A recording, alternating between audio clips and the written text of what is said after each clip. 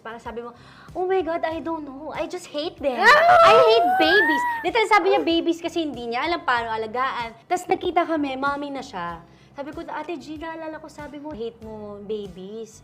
And then, yun na, eto na. How did Caleb change your life? Very, very much. Grabe. When I say na I hate kids, it's hindi naman yung parang sasaktan ko sila or Oo, what. hindi.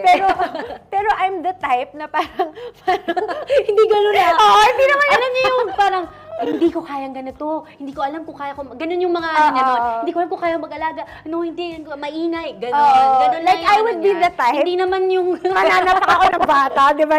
Pero Oo. I remember, kunwari, sa sinihan or sa church, pag nakakarinig ako ng mga Yun, batang sinabi mo rin yan. pag nakakarinig ako mga batang umiyak, I would do this, like literally, like, why? Why? Bring your kids